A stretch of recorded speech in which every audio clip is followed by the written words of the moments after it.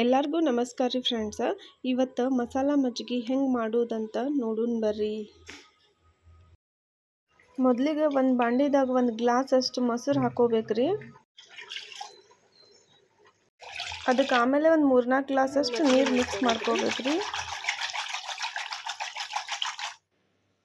ಇದನ್ನ ಚೆನ್ನಾಗಿ ಕಡ್ಕೊಂಡ್ರಿ ಮಜ್ಜಿಗೆ ಮಾಡ್ಕೋಬೇಕು. ಇದನ್ನ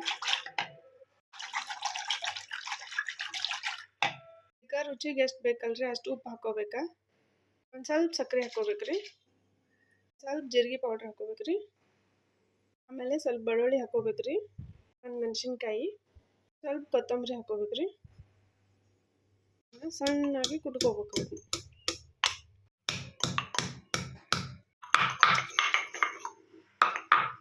ಈಗ ಸಣ್ಣ ಆಗೈತ್ರಿ ಇದು.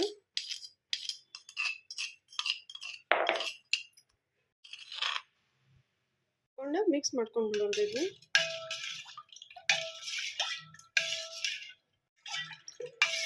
ನೋಡ್ರಿ ಫ್ರೆಂಡ್ಸ್, ಒಂದು ತಡ್ಕ ಪಾನ್ ಒಳಗೆ ಸ್ವಲ್ಪ ಎಣ್ಣೆ ಹಾಕಿ ಸ್ವಲ್ಪ ಸಾಸಿವೆ, ಜೀರಿಗೆ, ಹಿಂಗ ಮತ್ತು ಕರಿಬೇವು ಹಾಕಿ ಒಂದು ಒಗ್ಗರಣೆ ಕೊಟ್ಕೊಂಡು ಈ ಥರ ಹಾಕಿಬಿಟ್ರೆ ಮುಗಿತು ನೋಡ್ರಿ.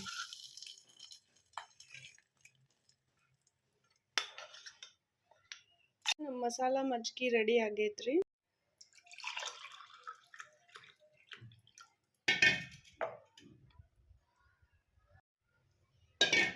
ಫ್ರೆಂಡ್ಸು, ಕೆಲವೊಬ್ರಿಗೆ ಇಷ್ಟ ಆಗಂಗಿಲ್ರಿ ಇದು ಬಾಯಾಗೆಲ್ಲ ಸಿಕ್ತೈತೆ ಅಂತಂದ್ರೆ ನೀವು ಹಿಂಗೆ ಸೋಸಿನೂ ಕುಡಿಬೋದು. ಅದನ್ನ